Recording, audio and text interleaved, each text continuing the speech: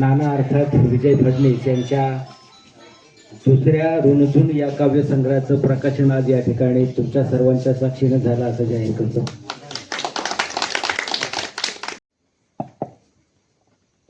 आज मुकेश विषय यांनी पोपटी काव्य संमेलन ठेवलेलं आहे आणि याच काव्य संमेलनामध्ये तुमच्या समोर आपले सर्वांचे परिचित नाना विजय फडणीस यांच्या दुसऱ्या काव्यसंग्रहाचं प्रकाशन या ठिकाणी झालं. या कार्यक्रमास माझ्यासोबत उपस्थित असलेले ज्यांना आपण सर्व लोककवी म्हणून परिचित आहोत ते तारमळे सर, माझे दुसरे सहकारी या गावचे आणि शहापूर नगर पंचायतचे उपनगराध्यक्ष सुभाषजी विशे सर, आपल्या ग्रामपंचायतचे सरपंच सोमनाथजी वाघ, माझ्या शेजारीच असलेले नरेंद्र काबाडी ज्यांच्या पुस्तकाचं या ठिकाणी प्रकाशन झालं ते आपल्या सर्वांना ज्यांनी बोलवलेलं आहे ते कवी मुकेश विशे आणि माझ्या समोर असलेले सर्व कवी आणि रसिक मंडळी. दुसऱ्या काव्यसंग्रहाचं खरं म्हणजे आज प्रकाशन झालं.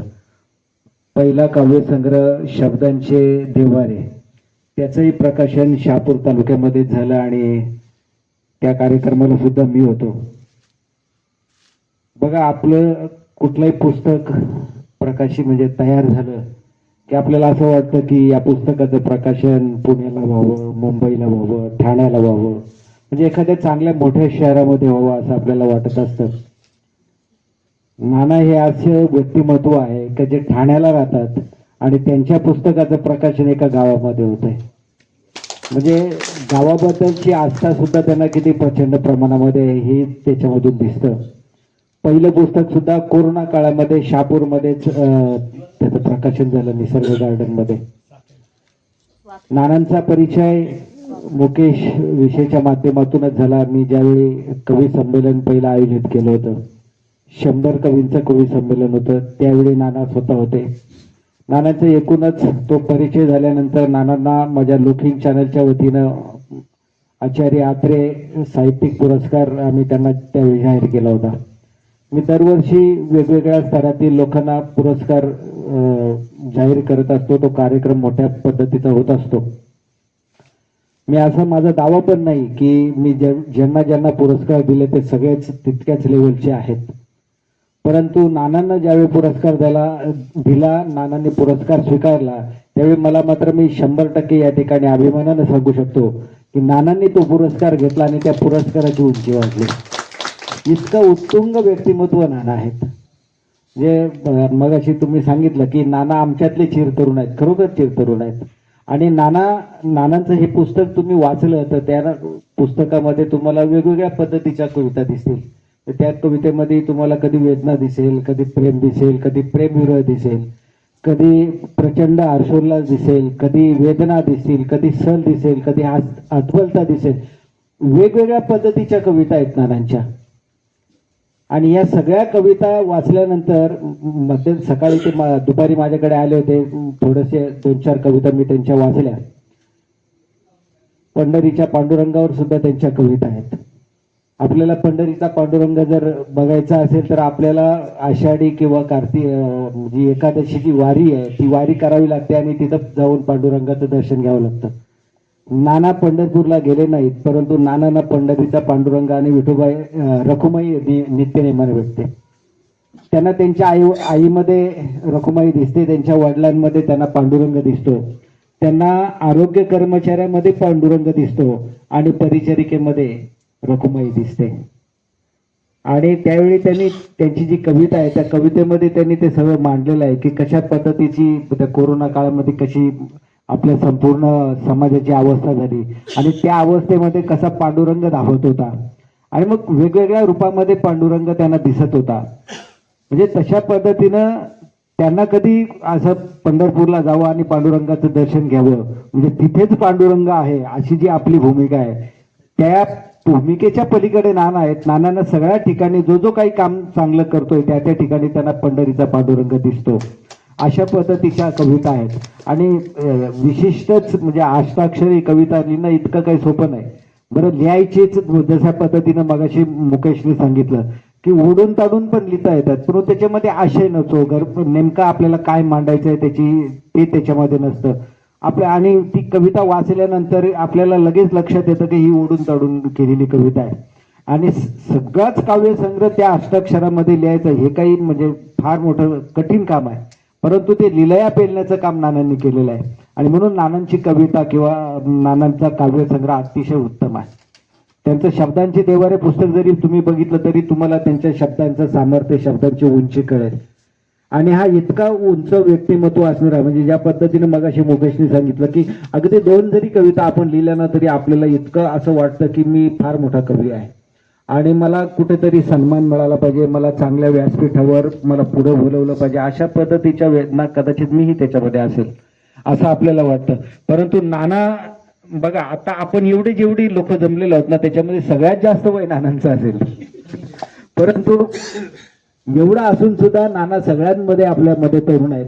आणि नाना ज्या ज्या ठिकाणी आतापर्यंत महाराष्ट्रामध्ये ज्या ज्या ठिकाणी ते गेले असतील कवितेच्या कार्यक्रमामध्ये, त्या प्रत्येक ठिकाणी नाना कवी किंवा रसिक म्हणून किंवा कवी वाचक म्हणजे काव्याचं वाचन करण्यासाठी गेलेले आहेत, प्रमुख पाहुणे म्हणून किंवा माझा तिथे मोठेपणा झाला पाहिजे अशासाठी नाना कधीच गेलेले नाहीयेत. ही नानांची उंची आहे. आणि म्हणून त्यांची उंची जशा पद्धतीने त्यांची उंची तसंच त्यांचं शब्दाचं सामर्थ्य, त्यांच्या कवितेची उंची आहे.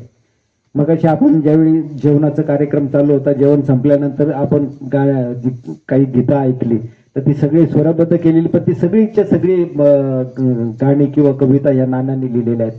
ते त्याला स्वररचना म्हणजे शब्दबद्ध लयबद्ध करण्याचं काम सुद्धा केलेलं आहे. आणि अनेक कविता त्यांचा अल्बम सुद्धा प्रकाशित झालेले आहेत. एक अतिशय म्हणजे आपल्यामध्ये प्रत्येक साहित्यिकामध्ये वेगवेगळेपण असतं, परंतु नानांचं वेगळेपण याच्यामध्ये आहे का ते वेगळे असून सुद्धा आपल्यामध्ये लगेच मिसळतात. ही त्यांची एक खासियत आहे. आणि अशा उत्तुंग व्यक्तिमत्वाच्या पुस्तकाचं प्रकाशन हे माझ्या हस्ते आपल्या सर्वांच्या हस्ते होतं. ही खरं म्हणजे आमची उंची तुम्ही नाना वाढवलेली आहे. आणि या गावामध्ये हा कार्यक्रम होतोय याचं नक्कीच जशा पद्धतीनं सुभाषजींनी सांगितलं की आम्हाला आनंद आहे की आमच्या गावामध्ये अशा पद्धतीचा कार्यक्रम होतोय. कवी संमेलन बोलल्यानंतर किंवा कवी बोलल्यानंतर ज्या पद्धतीने मगाशी तुम्ही सांगितलं की भगवान सांगत होता की आम्ही जवळजवळ 2 दिवसाचा प्रवास केला आणि 4 तासाचा कार्यक्रम सादर केला. म्हणजे आज बघा म्हणजे परंतु आपण सांगतो की आपण काही कोणाकडून अपेक्षाही करत नाही. खरं म्हणजे आपण फकीरच आहोत. आपल्याला कोणाची अपेक्षा पण नाही आणि कोण देत पण नाही आणि आपण घेत पण नाही. आपल्याला ती अपेक्षा पण नसते. आता 2-4 दिवसामध्ये आपल्याकडे गौतमी पाटील येणार आहे. गौतमी पाटील आणण्यासाठी एक प्रचंड पैसा लागतो आणि मी येणार आहे हे सांगण्यासाठी पण ती पैसे घेते. म्हणजे सोशल मीडियावर व्हायरल करण्यासाठी नमस्कार मी तुमच्याकडे येते तुम्ही पण या, त्याच्यासाठीही पैसे लागतात. आणि आपण आपल्या पदरमोड करून इतके मोठ्या लांब कार्यक्रमामध्ये जातो. आपल्याला कधीच अपेक्षा नसते की आपल्याला काहीतरी मिळावं. परंतु माझी कविता मी जे काही शब्द मांडलेले आहेत ते 4 लोकांच्या समोर मांडले. माझी कविता मी 100 लोकांच्या समोर 200 लोकांसमोर सादर केली. आपल्याला याच्यापेक्षा काहीच मोठं नसतं. आणि ज्यावेळी अशी कविता सादर करताना जेव्हा टाळ्यांची बरसात होते, टाळ्यांचा वर्षा होतो, त्यावेळी तर आपल्याला अगदीच भरून पावल्यासारखं वाटतं. म्हणजे आपल्याला कळतं की नाही माझी कविता लोकांपर्यंत पोहोचलेली आहे किंवा माझ्या कवितेमध्ये काहीतरी असेल म्हणून लोकांनी इतकी मोठ्या पद्धतीनं दाद दिलेली आहे. तर अशा पद्धतीच्या कविता खरं म्हणजे आपण लिहायला हव्यात. आणि या कविता म्हणजे नेमकं कविता म्हणजे काय आपल्या जीवनाचं एक माध्यम आहे. आपल्या वाट्याला जे काय आलेले भोग असतील किंवा आपल्या वाट्याला जो काही सुख आले असेल, आनंद आला असेल, ते फक्त व्यक्त करायचं आहे आपल्याला. आणि ते फक्त ज्याला रचनाबद्ध करता आला तो कवी झाला. प्रत्येकालाच कवी होता येतं असं नाही. आणि प्रत्येक माणूस व्यक्त होत नाही असं नाही. सगळेच व्यक्त होतात, परंतु काही कवितेच्या माध्यमातून व्यक्त होतात. आता मगाशी यांनी सांगितलं की कवितेच्या माध्यमातून नाटक सादर. आता ती फुलराणी आपण बघितलं, ती सगळं काव्यमयच आहे, किती सुंदर आहे. तर तशा पद्धतीनं आपली कविता दुसऱ्याच्या मनाला जर भावली ना तर ती कविता खरं म्हणजे उत्तम असते. मग ती परीक्षकांनी त्याची दखल घ्यावी अथवा घेऊ नये. रसिकांनी दखल घेतली ना त्याच्यापेक्षा सुंदर कविता असू शकत नाही. आणि तशा पद्धतीच्या कविता सादर करणारी ही सगळी मैफल या ठिकाणी जमलेली आहे. आणि खरं म्हणजे रात्री कार्यक्रम केला, दिवसा केला असं तर मला वाटतं सुभाषराव तुमच्या गावची बरीच मंडळी आली असती, परंतु रसिक मात्र या ठिकाणी आलेत आणि एक सुंदर पद्धतीची मैफिल आणि पोपटी मैफिल खरं म्हणजे मुकेशनी या ठिकाणी आयोजित केलेली आहे. त्याच्यामुळे मुकेश द्यावे